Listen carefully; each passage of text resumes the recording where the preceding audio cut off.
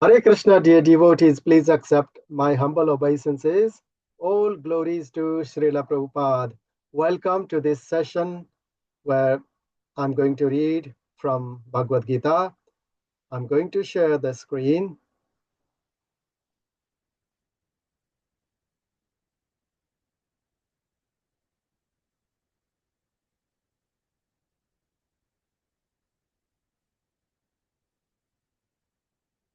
So here is the verse I'm going to read. First of all, I would like to offer my humble respect, humble obeisances to His Divine Grace, Srila Bhaktivedanta Swami Prabhupada. Only by His mercy we have this Bhagavad Gita as it is, and it is kindly brought to us published by Bhaktivedanta Book Trust. The verse, first pranam mantra is as follows for Srila Prabhupada.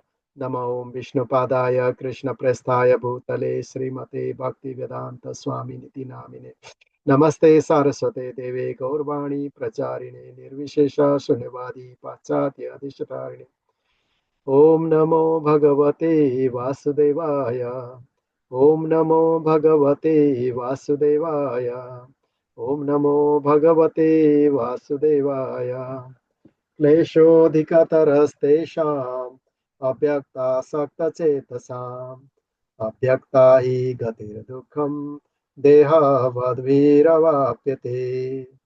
Synonyms: kleśo, trouble; adhika-taraḥ, very much; teṣām, of them; avyakta, to the unmanifested; āsakta, attached; cetasām, of those whose minds; avyakta, toward the unmanifested; he, certainly; gatiḥ, progress; duḥkhaṁ, with trouble; dehavadbhir, by the embodied; avāpyate, is achieved. For those whose minds are attached to the unmanifested, impersonal feature of the Supreme, advancement is very troublesome. To make progress in that discipline is always difficult for those who are embodied. The group, purport by His Divine Grace Srila A.C. Bhaktivedanta Swami Prabhupada, Srila Prabhupada ki Jai. The group of transcendentalists who follow the path of inconceivable, unmanifested, impersonal feature of the Supreme Lord are called jñāna-yogīs, and persons who are in full Krishna consciousness, engaged in devotional service to the Lord, are called bhakti-yogīs. Now, here the difference between jñāna-yoga and bhakti-yoga is definitely expressed. The process of jñāna-yoga, although ultimately bringing one to the same goal, is very troublesome, whereas the path of bhakti-yoga, the process of being in direct service to the Supreme Personality of Godhead, is easier and is natural for the embodied soul. The individual soul is embodied since time immemorial. It is very difficult for him to simply theoretically understand that he is not the body. Therefore, the bhakti yogi accepts the deity of Krishna as worshipable because there is some bodily conception fixed in the mind which can thus be applied. Of course, worship of the Supreme Personality of Godhead in His form within the temple is not idol worship.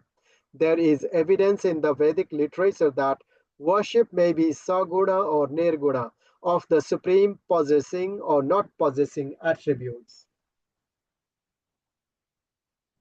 Worship of the deity in the temple is saguna worship, for the Lord is represented by material qualities, but the form of the Lord, though represented by material qualities such as stone, wood, or oil paint, is not actually material.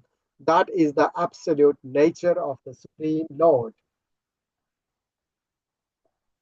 A crude example may be given here. We may find some mailboxes on the street, and if we post our letters in those boxes, they will naturally go to their destination without difficulty. But any old box or an imitation which we may find somewhere but which is not authorized by the post office will not do the work.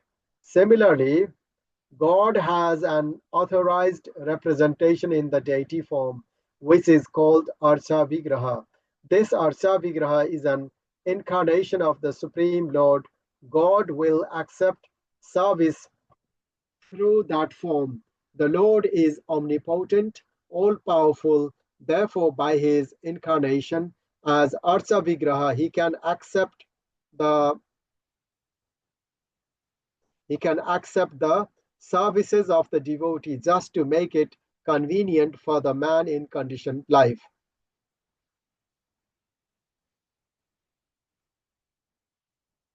So, for a devotee, there is no difficulty in approaching the Supreme immediately and directly. But for those who are following the impersonal way to spiritual realization, the path is difficult.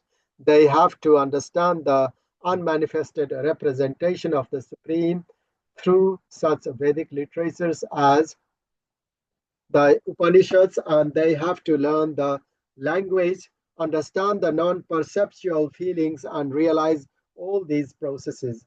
This is not very easy for a common man.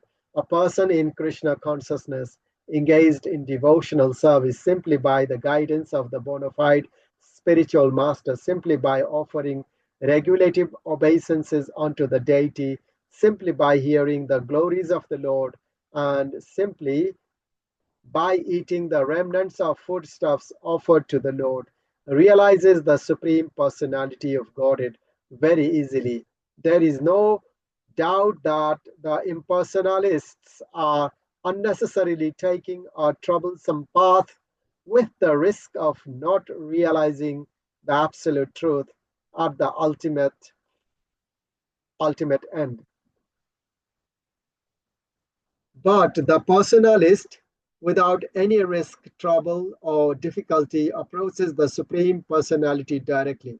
A similar passage appears in Srimad Bhagavatam. It is stated there that if one ultimately has to surrender unto the Supreme Personality of Godhead, this surrendering process is called bhakti.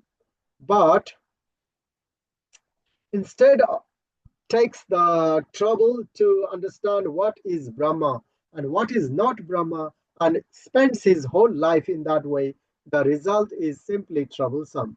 Therefore, it is advised that Therefore, it is advised here that one should not take up this troublesome path of self-realization because there is uncertainty in the ultimate result. A living entity is eternally an individual soul, and if he wants to merge into the spiritual whole, he may accomplish the realization of the eternal and knowledgeable aspects of his original nature, but the blissful portion is not realized. By the grace of some devotees, such a transcendentalist, highly learned in the process of jñāna-yoga, may come to the point of bhakti-yoga or devotional service. At that time, long practice in impersonalism also becomes a source of trouble because he cannot give up the idea. Therefore, an embodied soul is always in difficulty with the unmanifest, both at the time of practice and at the time of realization. Every living soul is partially independent, and one should know for certain that this unmanifested realization is against the nature of his spiritual blissful self. One should not take up this process for every individual living entity. The process of Krishna consciousness, which entails full engagement in devotional service, is the best way. If one wants to ignore this devotional service, there is the danger of turning to atheism. Thus, the process of centering attention on the unmanifested, the inconceivable which is beyond the approach of the senses as already expressed in this verse, should never be encouraged at any time, especially in this age. It is not advised for Kali Yuga. Thank you so much for listening. Hare Krishna, Krishna Krishna, Hare Hare, Hare Rama, Rama Rama, Hare Hare.